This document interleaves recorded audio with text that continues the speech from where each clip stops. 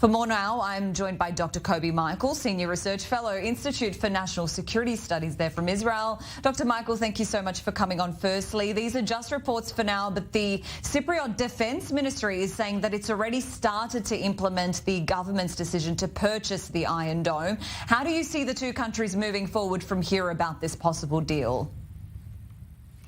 Good evening. I think that it should be seen as part of the Israeli regional strategy and position.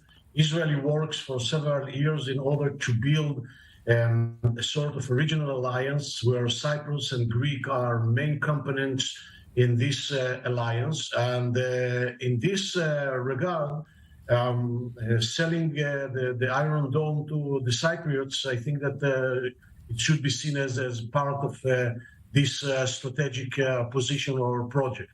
And we have to take into consideration understanding that in addition to projection of power or a sort of technological advance that Israel has in this regard, we have to remember that Cyprus is very close to Israel. There are joint military trainings between both countries, and therefore the positioning of Iron Dome on the Cypriot land is something that can serve the Israeli interests as well, mainly with regard to the gas in the Mediterranean.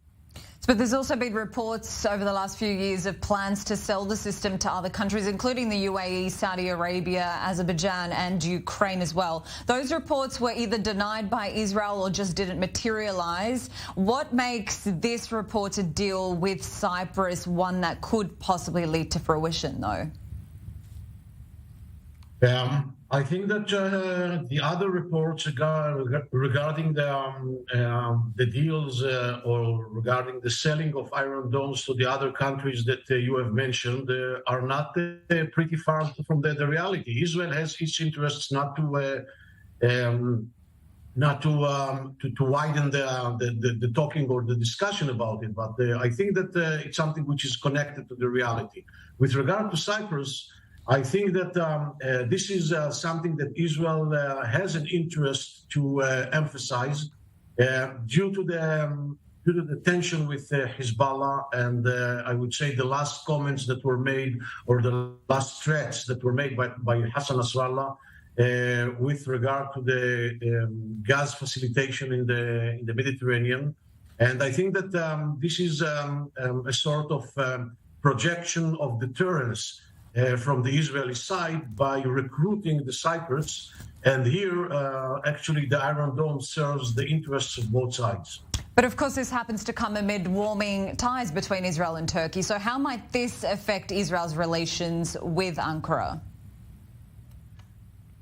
I think that if it will affect, it will affect positively.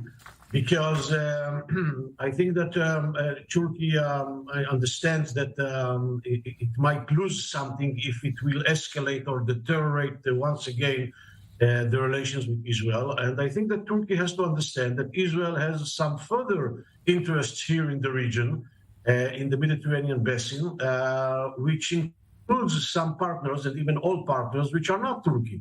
And Israel will not rely on Turkey as it used to rely on the 90s. Something has happened between both countries. I think that it is a very good thing that we have the normalization process now. But I think that Israel will be very cautious and Israel will continue keeping the very warm and close relations with Cyprus and Greece. Thank you so much, Dr. Kobi Michael, there, Senior Research Fellow, Institute for National Security Studies, joining us from Israel. Appreciate your time.